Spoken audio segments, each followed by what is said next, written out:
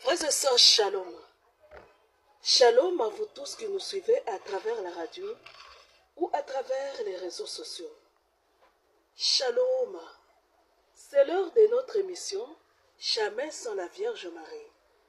Jamais sans la Vierge Marie, c'est l'émission qui nous rassemble autour de notre mère, la Vierge Marie. Jamais sans la Vierge Marie, c'est l'émission qu'anime votre sœur lumière que je suis. Mes frères et sœurs, je nous demanderai de faire silence en nous et autour de nous. Nous allons commencer notre émission par la prière. Et nous commençons notre émission au nom du Père et du Fils et du Saint-Esprit. Amen. Notre Père qui es aux cieux, que ton nom soit sanctifié, que ton règne vienne. Que ta volonté soit faite sur la terre comme au ciel. Donne-nous aujourd'hui notre pain de ce jour. Pardonne-nous nos offenses, comme nous pardonnons aussi à ceux qui nous ont offensés. Et ne nous laisse pas entrer à tentation, mais délivre-nous du mal. Car c'est à toi qu'appartiennent le règne, la puissance et la gloire, pour les siècles des siècles. Amen. Je vous salue Marie, pleine de grâce, le Seigneur est avec vous. Vous êtes bénie entre toutes les femmes, et Jésus, le fruit de vos entrailles, est béni. Sainte Marie, Mère de Dieu, priez pour nous pauvres pécheurs, maintenant et à l'heure de notre mort. Amen. Gloire au Père, au Fils et au Saint-Esprit, au Dieu qui est, qui était et qui vient, pour les siècles des siècles. Amen. Viens, Esprit Saint, viens par la puissante intercession du cœur immaculé de la Vierge Marie, ton épouse bien-aimée. Viens, Esprit Saint, viens par la puissante intercession du cœur immaculé de la Vierge Marie, ton épouse bien-aimée. Viens, Esprit Saint, viens par la puissante intercession du cœur immaculé de la Vierge Marie, ton épouse bien-aimée. Nous faisons tout avec part et dans la divine volonté. Nous savons que notre maman est là, que le Seigneur est là. Nous allons tout faire ensemble et commencer notre mission. Attendons ce que le Seigneur a à nous dire aujourd'hui. Ave Maria. Mes frères et sœurs, je vais nous demander de prendre nos Bibles. Avant de prendre nos Bibles, je voudrais bénir Dieu pour la fête de l'Immaculée Conception qui s'est bien passée. C'est à cause de notre devane et de notre temps, là, le temps que nous devions prendre pour bien fêter l'Immaculée Conception, que je n'avais pas tenu ma promesse. Je vous avais dit qu'on ferait des publications 2 ou 3 fois par semaine. Je nous ai laissé le temps de faire notre neuvaine tranquillement. Et là, nous allons commencer à travailler encore. Nous avons demandé les grâces. Le Seigneur a dit de croire à ce que nous demandons. Alors nous croyons. Nous avons confiance que notre Seigneur a déjà exaucé et continuera à nous exaucer. Nous avons bien fêté l'Immaculée Conception. Maintenant, la vie continue. Nous parlions du Concile des 30, mes frères et sœurs. Oui, nous allons continuer avec le Concile des 30. J'ai un petit partage à vous faire. C'est la fatigue. Je vais vous partager un peu à propos de la fatigue. Mes frères et sœurs, actuellement, je sens une fatigue à tout moment, à chaque instant alors. La fatigue. Pour faire une chose, ça devient très difficile. Une fatigue, mais une lourdeur que je ne sais pas expliquer. Mais à force de lutter contre cette fatigue, j'ai compris une chose. Pour arrêter toute fatigue, je dois accomplir mon devoir, mes tâches au quotidien. Shalom, mes frères et sœurs. Par exemple, si j'ai planifié, j'ai dit aujourd'hui, je vais faire la méditation à telle heure, je vais prier mon rosaire à telle heure, je vais faire l'office de lecture, je vais faire l'émission à telle heure, j'aurai un live. Alors, au moment même de sortir du lit, c'est un problème. Pour te lever, on dirait que tu portes 100 kilos sur toi, c'est impossible de te lever. Tu sors du lit, tu descends un pied après un autre, ça devient compliqué. Pour aller d'un point à l'autre, oh là là, c'est compliqué. Pendant ce temps, le temps passe. le temps de la méditation passe, le temps de la prière passe. Tu te retrouves le soir, tu n'as rien fait. Shalom mes frères et sœurs. Si vous vivez ce moment-là, parce que je ne vous partage pas pour vous dire que je suis plus forte que vous, non. Je vous partage mes grâces, mes moments difficiles pour nous aider tous. Quand nous sommes une communauté. Ce que je vis peut aider l'autre. Hein? Nous ne devons pas partager seulement les bonnes choses. Non, ce que je vis, les difficultés que je vis, peuvent aider l'autre à mieux avancer dans la vie spirituelle, dans la voie spirituelle. Et ce que j'ai noté pendant la neuvaine de l'Immaculée Conception, c'est la fatigue. Pour prier la neuvaine, c'était tout un combat, mes frères et sœurs. Je veux prier, je suis fatigué. Il y a le bruit, je suis fatigué. Donc fatigué, mes frères et sœurs. Grâce à Dieu, je finis ma neuvaine. Mais j'ai compris une chose avec cette fatigue. Quand elle vient, inutile de dire que oh, je vais m'asseoir un peu pour attendre le moment où je vais mieux me sentir. Tu sens un mal-être, un malaise. Donc tu te sens mal. À ce moment-là, ne t'assois pas pour attendre que ça passe. Ça ne va pas passer. Au contraire, ça va s'aggraver. Pour que ça passe, fais ton devoir. Tu es une maman, tu sens cette fatigue-là, lève-toi. Nettoie ta maison, mets l'ordre dans ta maison. Prépare pour tes enfants, pas pour tes enfants. Prépare pour ton mari. Si tu pars au travail, va travailler. Accomplis tes tâches avec joie et en priant. Même si tu ne peux pas dire le chapelet de façon formelle, dis des je vous salue Marie de façon éparpillée. Des Ave Maria de façon sans compter. Tu dis seulement des je vous salue Marie. Seulement ça. Parce que sinon, c'est impossible d'accomplir une seule tâche. Arrivé le soir, tu n'auras rien fait. Je vous demande de faire ça. Le soleil se lève actuellement. Il se lève avec beaucoup de lourdeur. Dès qu'il y a le soleil dans le ciel, en tout cas, on dirait que le monde devient lourd, on dirait que l'atmosphère pèse sur nous. On ne s'en sort pas, ça nous fatigue. Pour s'en sortir, je vous ai donné le secret. Lève-toi, ne te laisse pas aller par la fatigue. Ça a été mon expérience pendant la neuvaine. Sinon, tout allait bien. Si toi aussi, tu as connu ce moment-là, où tu as senti cette lourdeur, tu continues à connaître ce moment-là, fais comme moi. Quand tu sens que tu te lèves le matin, tu mets un pied par terre, tu mets l'autre par terre, même mets quelques sauts. Fais un petit sport de 10 minutes, 5 minutes. Commence à travailler. Ne t'assois pas. Si tu t'assois, la journée va passer, tu seras toujours assis là. C'est ça. Donc, on dirait que quelqu'un veut t'étouffer. Il veut absolument t'alourdir pour que tu ne fasses rien cette journée-là. Un esprit de paresse ou de lourdeur, je ne sais pas c'est quel esprit. Mais en tout cas, nous devons lutter contre ça. Hein? Si toi tu ne le sens pas encore, quand cela va t'arriver, souviens-toi que la meilleure façon d'y mettre fin, c'est d'accomplir tes tâches au quotidien. Tous alors. Ne laisse rien. Et l'un après l'autre, tous alors. Il faut mieux même avoir un cahier où j'écris. De telle heure à telle heure, je ferai ça. De telle heure à telle heure, je ferai ça. C'est l'unique moyen de lutter contre cette fatigue-là. Aussi, cette fatigue intervient surtout quand on a planifié les heures de prière. Ah! Elle s'accompagne du bruit. Il y a tout de coup le bruit insupportable d'un peu partout. Et tu rates tes heures de prière. Ah. Donc si cela t'arrive, des moments de fatigue, des moments de lourdeur, des moments où tu n'as envie de rien, tu as vu que tout s'arrête parce que tu es fatigué de vivre, fatigué de porter, tu sens comme si tu portes le monde entier sur tes épaules. Quand ce moment arrive, pense à cela. Pense que l'unique moyen de s'en sortir, ce n'est pas d'écouter la fatigue, la lourdeur que tu portes à ce moment-là. L'unique moyen, c'est de voir ce que toi tu dois faire. Donc, c'est focaliser sur ses devoirs. Je me focalise sur mes devoirs. Hein? Souvenez-vous de Saint François d'Assise. Il disait, fais Seigneur que je ne cherche pas tant d'être consolé que de consoler, d'être aimé que d'aimer, hein? D'être compris que de comprendre. C'est ça.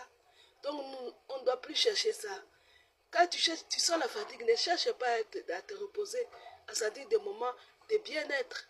Tu sens le moment de mal-être, accepte, continue. Lutte. C'est ça, mes frères et sœurs, mon petit partage. Sinon, nous allons prendre nos Bibles, mes frères et sœurs. Nous continuons avec le Concile des 30. Aujourd'hui, nous allons parler de la justification. Le décret sur la justification. Avant le décret sur la justification, il y a le décret sur la réformation. Mais ça concerne surtout la formation des prêtres. Ça, je vous demande de lire vous-même, puisqu'on ne peut pas lire tout ensemble. Vous allez lire vous-même. Nous allons prendre les décrets sur la justification. Alors, mes frères et sœurs, nous allons prendre nos Bibles. Nous prenons nos Bibles, mes frères et sœurs. Nous prenons Éphésiens 2, 1 à 3. Éphésiens 2, 1 à 3. Nous lisons, mes frères et sœurs. Vous étiez morts par vos offenses et par vos péchés, dans lesquels vous marchiez autrefois, selon le train de ce monde, selon le prince de la puissance de l'air, de l'esprit qui agit maintenant dans les fils de la rébellion. Nous tous, nous étions de leur nombre, et nous vivions autrefois selon les convoitises de notre chair, accomplissant les volontés de la chair et de nos pensées. Et nous étions par nature des enfants de colère comme les autres. Shalom, mes frères et sœurs. Nous étions les enfants de colère comme les autres. Dans les émissions passées, mes frères et sœurs, on avait parlé aussi du péché originel. Nous avions dit que on est pécheur dès la naissance, pas dès la naissance, au moment de notre conception même. Hein? Nous péchons par génération. Donc, quand nous sommes conçus là, déjà nous sommes pécheurs. Nous naissons quelque part dans l'enclos du diable et Satan. Hein? Parce que nous naissons pécheurs, donc esclaves, dégoûtants aux yeux de Dieu. Nous naissons comme ça. Quand nous naissons, même si nous naissons des familles chrétiennes, nous ne naissons pas agréables à Dieu, non. Nous naissons esclaves du péché. Voilà pourquoi nous avons besoin du baptême, n'est-ce pas? Nous naissons esclaves du péché. Nous naissons dans les enclos du diable et Satan, puisque c'est là les esclaves du péché, les esclaves de qui? Du diable, de l'esprit du mal. Hein? Celui qui contrôle, il a donc le pouvoir sur nous. Un esclave n'a pas sa liberté. Donc quand nous naissons, nous savons pas, nous naissons tachés. Nous ne sommes pas libres de dire non à ces péchés-là. Nous les prenons seulement comme ça. Et ce péché-là, nous les trimballons. Voilà pourquoi nous devons être baptisés. Voilà pourquoi l'Église catholique a prêché le baptême même pour les enfants, parce que tous nous avons besoin de cette purification-là. Excusez-moi. Aujourd'hui, nous parlons de la justification. La justification, c'est le passage de cet état de pécheur à l'état de juste. Vous avez dans l'Ancien Testament, si vous lisez, on va vous dire qu'Abraham était juste devant Dieu. On va vous dire, un tel était juste devant Dieu. Jésus, quand nous avions lu les écrits de Maria Valtorta, quand il parlait de sa mère, de ses grands-parents, qu'est-ce qu'il disait? Joachim, donc Joachim, et Anne étaient justes devant Dieu, les justes. Mais eux, même justes, ils naissaient avec l'état pécheur. Ils étaient pécheurs, nous péchons. L'état des justes. Tout ça, rappelez-vous, c'est cette phrase du diable, de l'apôtre Paul qui dit que tous ont péché. Nous tous, nous avons péché. Nous tous, nous sommes esclaves de Satan. Parce que nous avons péché. Nous naissons coupés de Dieu. On n'est pas unis à Dieu. Quand on dit c'est l'enfant de Dieu, il est uni à Dieu, il n'est pas baptisé. Nous, tant qu'on n'est pas baptisé, nous naissons coupés de Dieu. Nous sommes coupés de Dieu. Le lien entre Dieu et nous n'est pas établi. Ce n'est pas pour rien qu'on nous appelle des fils adoptifs. On n'adopte pas un enfant qui est né dans sa maison, de sa femme ou de son mari. Non. On adopte un enfant qui est né d'un autre avec lequel on n'avait aucun rapport. N'est-ce pas? Je ne peux pas adopter la femme qui est née de ma femme et de mon mari. Donc je suis la mère. Donc c'est l'enfant de mon mari dont je suis la mère. Je ne peux pas l'adopter. On adopte quelqu'un qui n'a pas de lien, dont le lien avec toi est coupé, n'est-ce pas? Si on nous dit, vous êtes des fils adoptifs, c'est-à-dire que nous appartenons à un autre, n'est-ce pas? Et le Seigneur nous adopte, nous fait partie de cette famille-là à l'autre. C'est la justification simple. Nous naissons du côté des rebelles, comme nous venons de le lire. Nous naissons fils des rebelles. Nous naissons fils des rebelles. Souvenez-vous maintenant, la Vierge Marie dans les livres bleus, elle dit quoi? L'esprit de rébellion est entré dans l'église. Et la Vierge, dans un message du livre bleu, moi je n'arrêtais plus le titre, je crois que c'est comme vous avez besoin de votre maman. Je crois. La Vierge dit, le diable Satan a répété son nom serviable. Donc nous naissons rebelles. Nous naissons en disant, je ne servirai pas Dieu. Je ne servirai pas. C'est comme ça que nous naissons. Nous naissons rebelles à Dieu. Et le Seigneur nous adopte. Aucun de nous ne peut dire que je suis né en amitié avec Dieu. C'est seulement Jésus et Marie. Voilà. Seulement les deux là. Nous tous, nous naissons rebelles. Bon, vous allez me dire Adam et Ève. Adam et Ève, ce sont eux qui nous ont mis dans cette rébellion. Et ils ne sont nés... Adam, oui, Ève est née d'Adam. Mais Anna est née de qui? Des personnes. Ce sont eux qui nous ont transmis cette passion, ce mauvais passion-là, ces péchés-là. Hein? Donc, nous naissons pécheurs. Nous avons besoin de faire un voyage, de passer de l'état de pécheur à l'état de juste. Ce voyage-là, c'est ce qu'on appelle la justification. Alors, quand est-ce que nous devons... Puisque quand nous naissons, nous sommes coupés de Dieu. Dieu a colère contre nous. Nous sommes des rebelles. Les rebelles ne sont pas des amis. Les rebelles, on les combat, n'est-ce pas? Quand nous ne sommes pas des amis de Dieu. Même si on dit que oh, c'est un bébé, c'est un petit ange. Quand nous naissons avec le péché originel. Nous ne sommes pas des amis de Dieu, nous sommes des rebelles. Il nous faut le baptême, n'est-ce pas?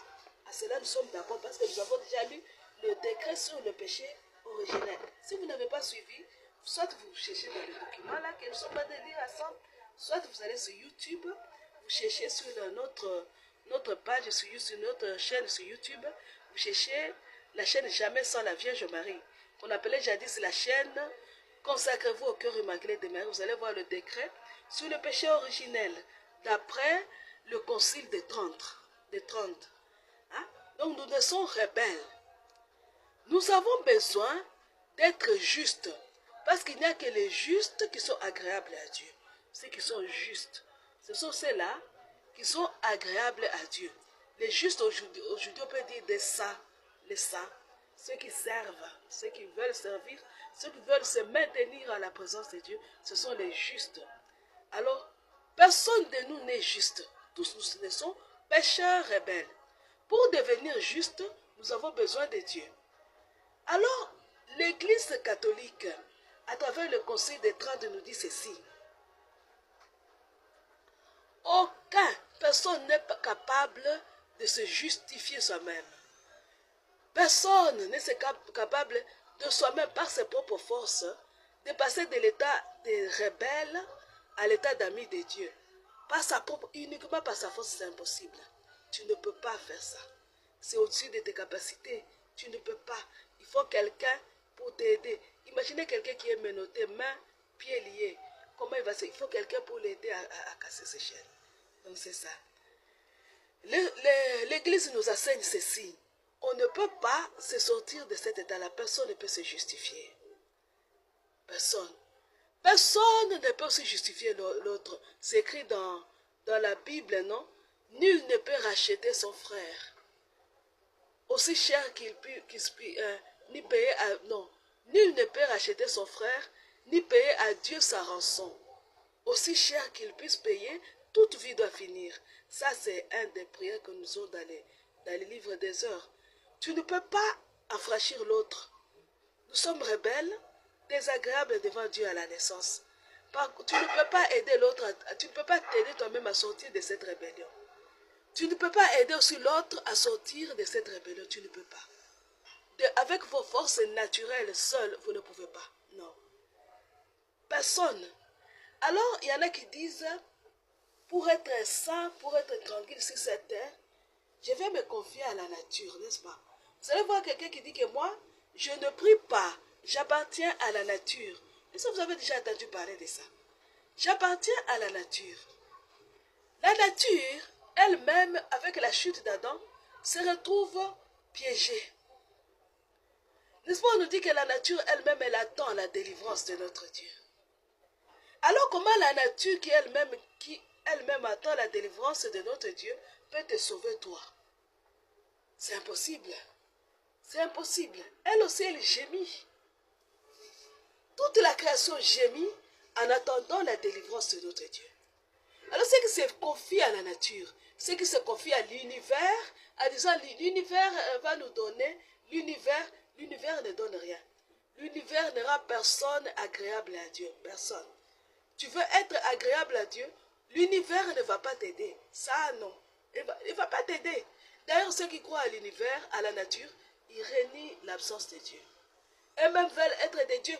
J'ai suivi l'autre fois quelqu'un à live sur TikTok qui disait, il y a beaucoup de clés qu'on donne à ceux qui persévèrent dans le service de l'univers ou de la nature. Si j'ai mal dit la phrase, que le Seigneur me pardonne, que la personne aussi me pardonne. Non, c'est ça. Non. Et si tu sers la nature, il faut qu'on te donne des clés. On donne des clés seulement aux dieux. Donc, ceux qui croient à la nature, ils croient qu'ils peuvent un jour devenir des dieux. Voilà. Ceux qui croient à l'univers croient qu'un jour ils peuvent devenir des dieux. Donc, ils croient à la déification. L'Église catholique nous enseigne que la nature ne peut justifier personne. Personne alors. Personne. L'Église nous enseigne que même les Juifs qui observaient la loi n'ont pas été justifiés par la loi. Ce n'est pas la loi qui les a rendus justes, jamais. La loi ne justifie personne. La nature non plus ne justifie personne. C'est ce que nous enseigne l'Église catholique. L'Église nous dit ceci.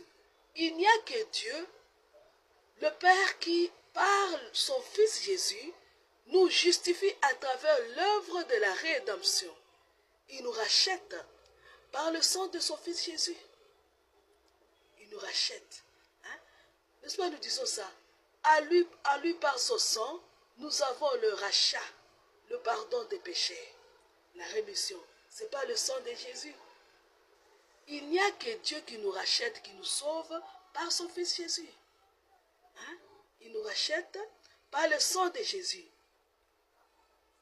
Donc, les serviteurs, les serviteurs de la nature, les serviteurs de la loi, nous sommes tous rachetés.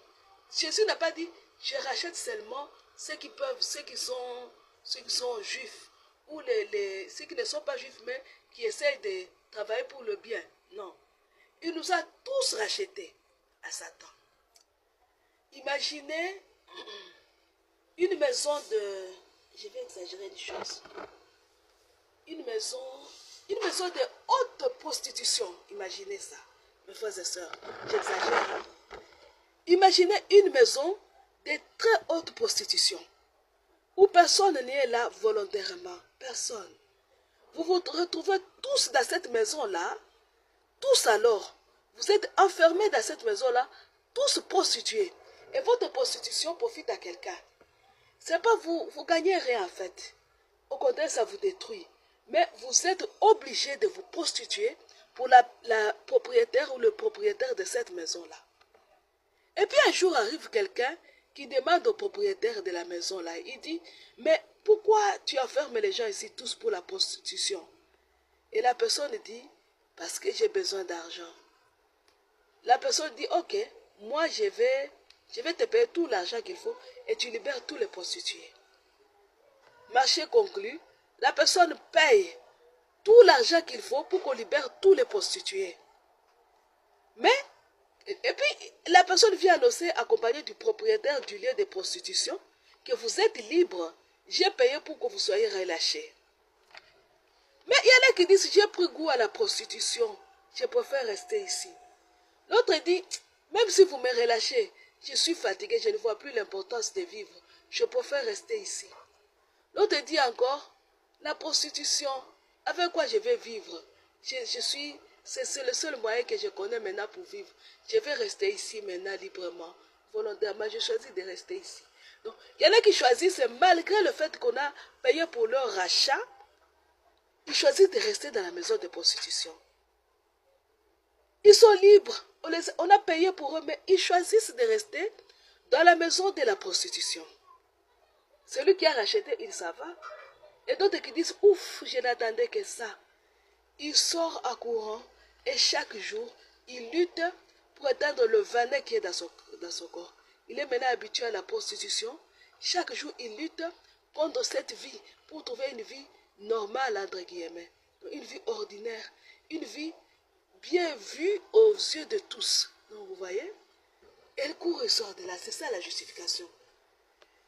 Jésus, il vient sur la terre, il trouve tous les descendants d'Adam esclaves du diable et Satan. Il paye par son sang, il paye. Après avoir payé par son sang, il dit vous êtes libres, vous êtes libres. Il paye par son sang pour nous arracher à Satan et apaiser la colère de Dieu. Parce que nous venons de lire que nous étions tous fils de la colère. Ouais, à minuit, qu'est-ce qu'on dit? Minuit chrétien, c'est l'heure solennelle où l'homme Dieu descendu jusqu'à nous pour effacer la tâche originelle et de son Père arrêter le courroux. Le monde entier tressaille d'espérance en cette nuit qui lui donne un sauveur. Peuple à genoux, attends ta délivrance. Noël, Noël, voici le Rédempteur. Noël, Noël, voici le Rédempteur. C'est l'enseignement de la justification qui est là. Le Rédempteur vient à minuit pour effacer le péché originel, pour arrêter le courroux du Père, pour nous racheter, j'allais dire nous rédimer, en anglais on dit my redeemer, le Rédempteur. Mais il y en a qui acceptent librement, disent non, malgré qu'on m'a acheté, moi je me plais ici, je vais rester ici. Tu restes au service de la nature, sache que Dieu a déjà payé pour toi. Tu es là par ta propre volonté, par ton libre chef. Le Seigneur il a déjà fait son œuvre. Et l'Église nous dit ceci, par la rédemption, nous passons de l'état de colère à l'état de fils adoptifs de Dieu. Donc nous sommes déjà fils adoptifs de Dieu. Même en restant là-bas, j'ai choisi de rester. Je suis fils adoptif de Dieu, j'ai choisi de Dieu. Mais il faut faire ce qu'on appelle la justification. La justification, c'est j'accepte de renaître de nouveau. Donc, nous naissons pécheurs, nous renaissons fils adoptifs. Du coup, quand j'ai dit non à l'œuvre de la rédemption, je rejette ma grâce d'être fils adoptif. Je la rejette. Je maintiens l'état de fils de rébellion. Vous comprenez? Je refuse d'être fils adoptif. J'accepte d'être fils de la rébellion. Vous comprenez? Je refuse. Je refuse de renaître. Je refuse d'être régénéré. Je refuse. Hein? Donc, par Adam, quand nous nous réclamons d'Adam, par la chair, nous sommes fils de la rébellion, fils de la chair. Mais quand nous acceptons Jésus, quand nous accueillons Jésus dans nos vies, nous acceptons, nous nous accordons à cette grâce, nous renaissons. Nous acceptons de renaître. Nous devenons fils de la rédemption. Nous faisons fructifier l'œuvre de la rédemption. La justification, c'est ce passage-là de fils de la colère à fils d'adoption, de fils adoptif. Le passage de l'état où Dieu était fâché contre nous à l'état où Dieu nous pardonne et nous adopte. Il nous adopte. C'est ça la justification que nous prêche l'Église catholique. Donc, si nous parlons de justification, dans l'esprit de la justification, tous doivent quitter toutes les autres croyances qui rejettent Jésus pour embrasser la croyance qui accepte Jésus. Puisque la justification est rendue possible grâce à l'œuvre de la rédemption. Comprenez? Il y a justification par la grâce provenante de Dieu, sans aucune mérite. Il n'y a pas de mérite de notre part. Personne ne mérite la justification, personne. C'est une grâce de Dieu. Nous sommes justifiés par la grâce et la grâce provenante de Dieu. C'est par cette grâce de Dieu que Dieu appelle l'homme à la justification, à l'assistance. Il appelle à assister, donc il appelle à participer à cette justification. Donc, il appelle et l'assiste même pour qu'il réponde positivement à cet appel de conversion. Et par son consentement, qu'il coopère librement à la grâce de la justification. Shalom mes frères et sœurs, c'est cela qu'enseigne l'Église catholique depuis le Concile des 30. Quand on s'était séparés, il reforme l'Église, enseigne ça. Il dit, l'homme s'appuie sur sa liberté pour dire oui ou non à l'œuvre de la justification. L'homme peut dire oui, j'accepte d'être sauvé. Non. Oui, j'accepte de me convertir. Il y a conversion, n'est-ce pas? Je passe de l'état de rebelle à l'état de fils adoptif. Il y a conversion. Si quand tu dis oui, là tu as coopéré à l'œuvre de la justification. Tu as coopéré à la grâce de la justification. Si tu dis oui et que tu entames le chemin de la conversion. Voilà. La justification, ce n'est pas seulement la rémission des péchés, non. C'est la rémission des péchés, plus la sanctification et le renouvellement de l'homme intérieur par la réception volontaire de la grâce et des dons qui accompagnent cette grâce-là. C'est ça la justification. C'est la rémission des péchés accompagnée de la sanctification, du renouvellement intérieur de l'homme par la réception volontaire de la grâce et des dons qui accompagnent cette même justification-là. Voilà. C'est ça la justification, mes frères et sœurs. La justification a un outil. Pour naître de nouveau, nous avons besoin du baptême, mes frères et sœurs.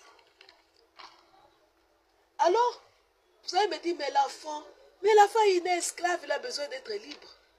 Du coup, quand vous baptisez votre enfant, il est libre, il sort de la maison de la rébellion très jeune. Il n'a pas encore le goût, son âme n'a pas encore le goût de Satan. Hein? Il sort très petit. Mais quand tu as grandi, ça devient plus compliqué, je trouve. Parce que tu as déjà pris goût au mal. Moi, je préfère en tout cas faire baptiser un bébé. Oui. J'adhère vraiment pleinement à l'orientation de l'Église catholique, au décret de l'Église catholique qui dit que nous devons faire baptiser les enfants. L'Église catholique approuve le fait que Saint Paul dit dans Romains 3, 22, il dit ceci, nous sommes justifiés par la foi et gratuitement. Alors vous allez me dire, oh, mais vous avez dit que c'est par la grâce que la justification, on l'obtient, c'est par la grâce. Donc il n'y a pas de mérite de notre part. L'Église catholique dit oui. L'apôtre Paul n'a pas menti. Quand il dit que nous sommes justifiés par la foi, par la foi. Il dit parce que la foi est le commencement du salut de l'homme. La racine de toute justification. Parce qu'il faut d'abord croire. Vous voyez, quand est-ce qu'il y a conversion? Quand on vous parle de Dieu. Si on ne t'a pas parlé de Dieu, comment tu vas te convertir? Dieu peut utiliser quelqu'un pour vous parler de lui, tout comme il peut vous parler lui-même. À ce moment-là, vous croyez, tout commence par la foi. Tout commence par la foi. Une fois que vous avez cru, le Seigneur vous appelle à la conversion. Vous acceptez, vous recevez le baptême. N'est-ce pas, le Seigneur a dit, de toutes les nations faites des disciples, baptisez-les. Baptisez-les au nom du Père et du Fils et du Saint-Esprit. Voilà. La justification a un outil, c'est le baptême. La justification est gratuite. Car ni la foi, ni les œuvres ne méritent la grâce de la justification. C'est ce que dit l'Église catholique. La justification est une grâce. Elle ne vient pas des œuvres. Si elle vient des œuvres, alors elle n'est plus la grâce. Sinon, ce n'est plus la grâce. Si la justification venait de nos œuvres, ce n'est plus une grâce. Ça devient quelque chose qu'on mérite. Hein? D'ailleurs, le Seigneur dit qu'il va nous gratifier au ciel selon nos œuvres. Or, pour qu'on te gratifie selon des œuvres, tu auras déjà vécu la grâce, la justification. Puisque la justification, ce n'est pas seulement la rémission des péchés, on vient de le dire. C'est aussi la sanctification. Et vous rappelez-vous comment dans la Bible on nous recommande de vivre dans la sanctification.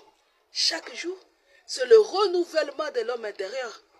C'est comme si ici-bas nous passons notre temps à enlever nos peaux, comme les chenilles, comme les serpents. Qui enlèvent la... Non, pas comme les serpents. Le serpent, il enlève la peau, il reste serpent. Comme les chenilles, qui passent des chenilles à papillons. Voilà. La justification, c'est ça, mes frères et sœurs. La justification. La justification a des fruits. Elle a des fruits par rapport à ce que nous enseigne le Concile des 30. Il dit la justification a des fruits.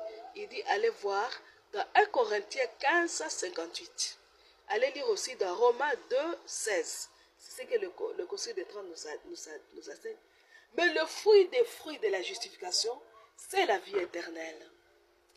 Le Seigneur récompensera les gens qui auront accepté la justification, l'œuvre de la grâce de la justification, qui auront collaboré en travaillant très dur, en travaillant pour leur sanctification. Le Seigneur va leur donner un cadeau. Et c'est quoi le cadeau? La vie éternelle, l'immortalité. Shalom mes frères et sœurs, Ave Maria. C'est ce que le Seigneur nous enseigne par le Concile des 30, la justification, une grande œuvre. Et la justification, comme j'ai encore un peu de temps, je vais vous lire quelque chose qu'on dit, les canons sur la justification, je vais vous lire ça.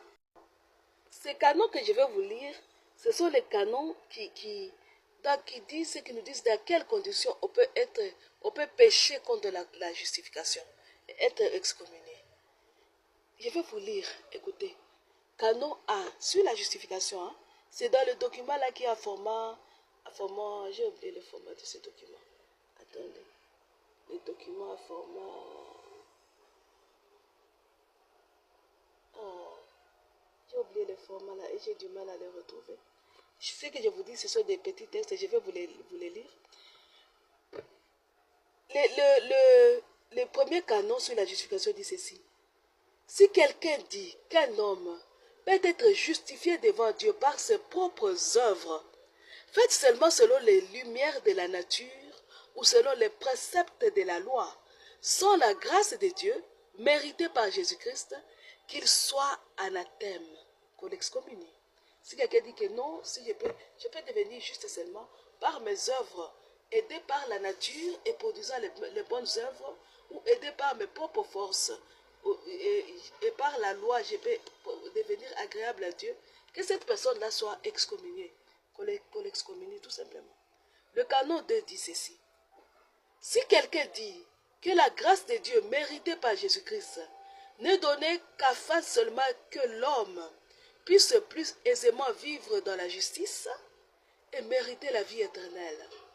Comme si par le libre arbitre, sans la grâce, il pouvait être l'un et l'autre, quoique pourtant, avec peine et difficulté, qu'il soit anathème. Canon 3.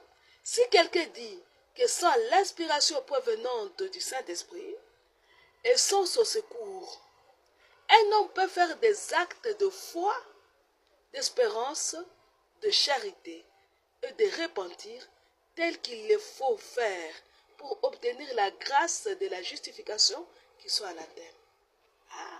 En tout cas, c'est très intéressant. Je vais vous les lire. Vous allez méditer vous aussi. Ça, c'est tellement intéressant.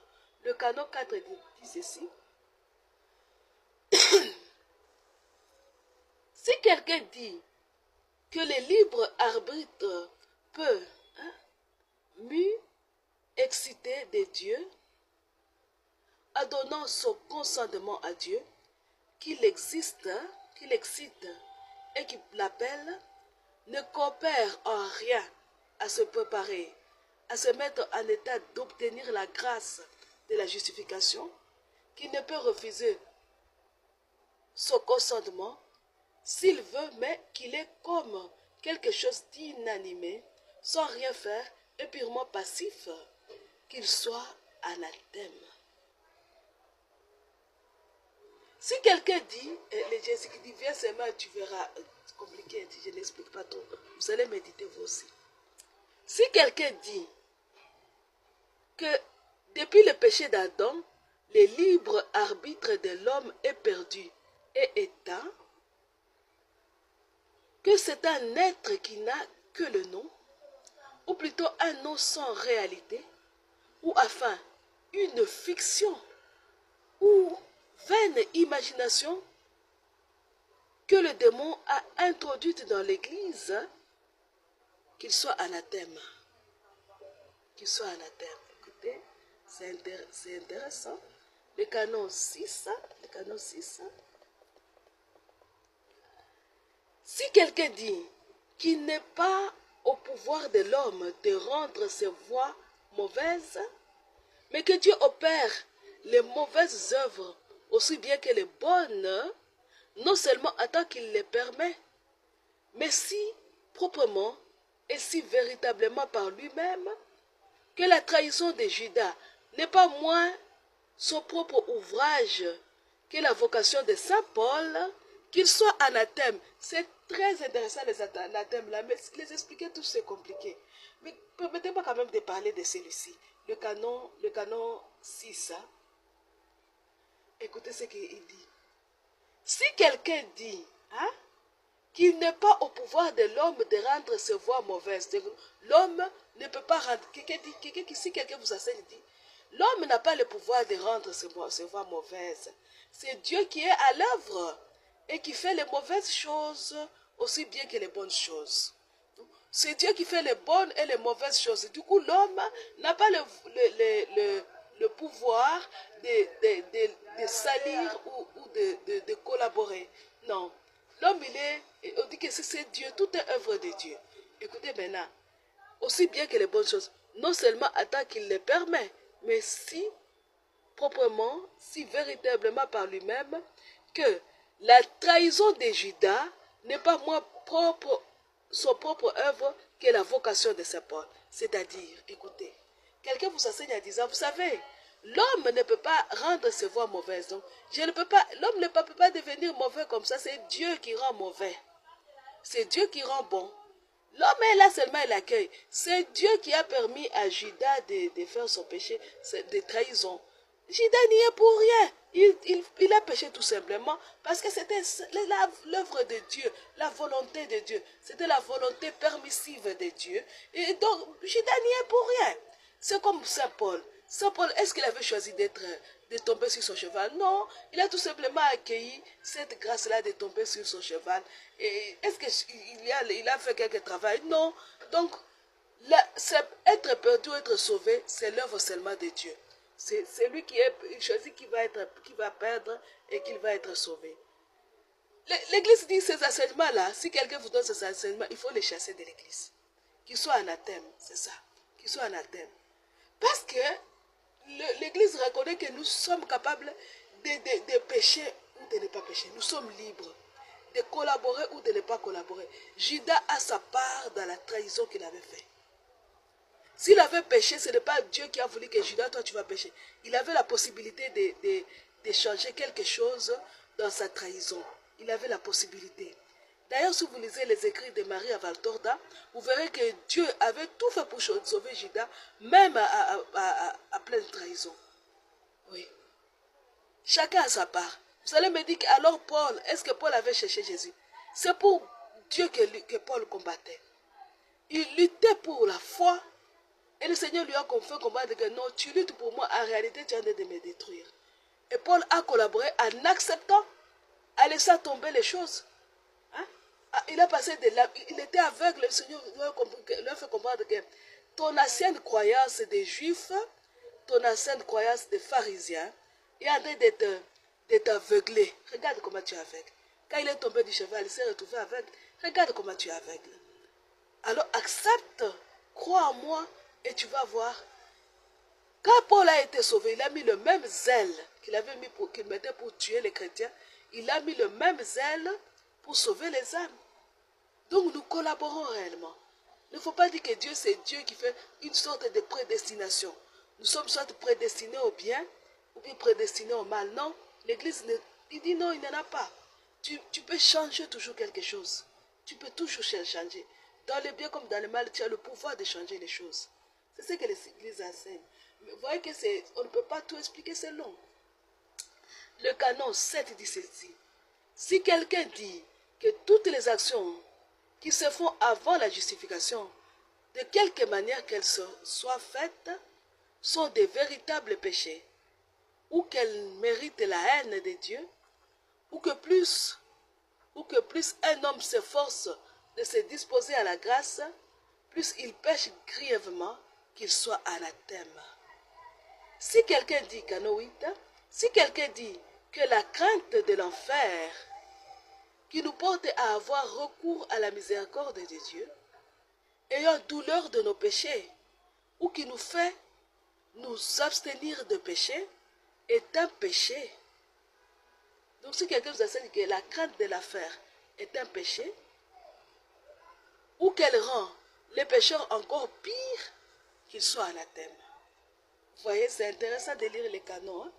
Le canon 9 dit ceci. Si quelqu'un dit que l'homme est justifié par la seule foi, à sorte qu'on attende par là que pour obtenir la grâce de la justification, il n'est besoin d'aucune autre chose qui coopère, ou qu'il n'est aucune manière nécessaire que l'homme se prépare et se dispose par le mouvement de sa volonté, qu'il soit anathème. Si quelqu'un dit que les hommes sont justes sans la justice de Jésus-Christ, par laquelle ils nous méritent d'être justifiés, ou que c'est par elles-mêmes qui sont formellement justes, qu'ils soient anathèmes. Vous voyez? Je continue la lecture des canons, je vais vous donner une petite conclusion à la fin. Si quelqu'un dit que les hommes sont, pardon, je suis au canon 12, si quelqu'un dit que la foi justifiante n'est autre chose que la confiance à la divine miséricorde, qui remet le péché à cause de Jésus-Christ, ou que c'est par cette foi, cette confiance que nous sommes justifiés, qu'il soit anathème. Si quelqu'un dit qu'il est nécessaire à tout homme, pour obtenir la rémission de ses péchés, de croire certainement et sans hésiter sur ses propres faiblesses ou sur son indisposition, que ses péchés lui sont remis, qu'il soit anathème. Si quelqu'un dit qu'un homme est absous de ses péchés, est justifié de ce qu'il soit certainement être absous et justifié, ou que personne n'est véritablement justifié que celui qui se croit être justifié, et que c'est par cette seule foi ou confiance que l'absolution et la justification s'accomplissent, qu'il soit anathème. Le canon 15 Si quelqu'un dit qu'un homme né de nouveau par le baptême est justifié et obligé selon la foi de croire qu'il est assurément du nombre des prédestinés, qu'il soit anathème. Ah, vous voyez, ça aussi c'est intéressant. Tout est intéressant d'ailleurs. Voilà pourquoi je n'ose pas parler de l'un et l'autre. Tout est intéressant, il faut seulement méditer, mes frères et sœurs. Si quelqu'un dit, si quelqu'un soutient d'une certitude absolue et infaillible, s'il ne l'a appris par une révélation particulière, qu'il aura assurément le grand don de persévérance jusqu'à la fin, qu'il soit anathème. Si quelqu'un dit que la grâce de la justification n'est que pour ceux qui sont prédestinés à la vie, donc là on s'attaque à ceux qui avaient quitté l'église approchant la prédestination. On dit si quelqu'un prêche les prédestinations là, et que, donc si quelqu'un dit que la grâce de la justification n'est que pour ceux qui sont prédestinés à la vie, et que tous les autres sont appelés, sont à la vérité appelés, mais qui ne reçoivent point la grâce, comme étant prédestinés au mal, par la puissance de Dieu, qu'ils soient anathèmes. Si quelqu'un dit que les commandements de Dieu sont impossibles à garder, même un homme justifié et dans l'état de la grâce, qu'il soit anathème. Si quelqu'un dit que dans l'évangile, il n'y a que la seule foi qui soit de précepte et que toutes les autres choses sont indifférentes, ni commandées, ni défendues, mais laissées à la liberté, ou que les 10 commandements ne se gardent en rien, ne regardent à rien les chrétiens, qu'ils soient anathèmes. Voilà les anathèmes qu'on donne par rapport à la justification. Il y en a beaucoup, puisque mon temps passe, il y en a beaucoup. Je vais vous lire les deux derniers. On dit, excusez-moi, si quelqu'un dit que les œuvres d'un homme justifié sont tellement des dons de Dieu qu'elles ne sont pas aussi les mérites de cet homme justifié, ou que par ses bonnes œuvres qu'il fait par le secours de la grâce de Dieu et par le mérite de Jésus-Christ, dont il est un membre vivant, il ne mérite pas véritablement augmentation de grâce, la vie éternelle, la possession de cette même vie, pourvu qu'il meure en grâce, même aussi augmentation de la gloire qui soit anathème. C'est pourquoi donc ne croit pas à la collaboration de l'homme. Ceux qui ne croient pas, ils croient que tout nous vient de Dieu, nous n'avons aucun effort à faire, non. Alors l'œuvre de la sanctification. Nous sommes justifiés, mais nous devons lutter. Nous devons lutter. Tout nous est donné, mais nous devons lutter pour y correspondre. Hein? Le dernier canon dit ceci. Si quelqu'un dit que par cette doctrine catholique touchant la justification, écoutez bien, exposée par le Saint-Concile dans les présents décrets, en déroge en quelque chose à la gloire de Dieu ou au mérite de notre Seigneur Jésus-Christ, au lieu de reconnaître qu'en effet, la vérité de notre foi y est éclaircie et la gloire de Dieu et de Jésus-Christ y est rendue plus éclatant qu'il soit anathème. Donc si quelqu'un commence à contester les écrits, les décrets sur la justification et à trouver des choses à dire et à redire, à corriger dans ces décrets, qu'il soit anathème. C'est ce que l'Église nous enseigne, mes frères et sœurs. Telles sont les vérités de notre foi. Là, je ne fais que vous lire les choses. Il y a le décret sur la réformation. Je crois que si je trouve le temps demain ou après-demain, nous allons lire les décrets sur les sacrements. Et je crois qu'on va s'arrêter avec les décrets sur les sacrements pour le concile des 30. Je crois que je vais m'arrêter sur les décrets sur les sacrements. Les décrets sur la réformation, je vous demande d'aller les lire, mes frères et sœurs. D'aller les lire. Parce qu'il est très important, mais je voudrais qu'on lise autre chose. Parce que ça, la réformation ne nous concerne pas trop. Hein? Alors, je voudrais qu'on lise seulement les décrets sur les sacrements et les décrets sur le très saint sacrement de l'Eucharistie. Les deux décrets-là. La réformation, c'est autre chose. Que Dieu nous donne la force et le temps. Mais il faut aussi, mes frères et sœurs, à la maison, relisez ces décrets et méditez. Ce que le Seigneur me donne comme lumière, le Seigneur peut vous donner plus. Et vous avez à part, vous pouvez partager avec nous sur la chaîne YouTube en écrivant des commentaires, même sur TikTok, sur notre chaîne. Sur YouTube comme sur TikTok, j'ai déjà uniformisé les noms. Les noms, c'est jamais sur la Vierge Marie, notre chaîne. Allez-y, lisez.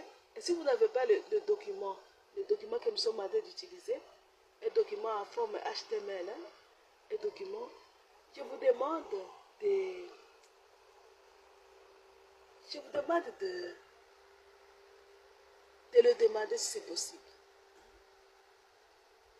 De le demander au plus 243 85 0134 258. Je peux vous les donner ces documents.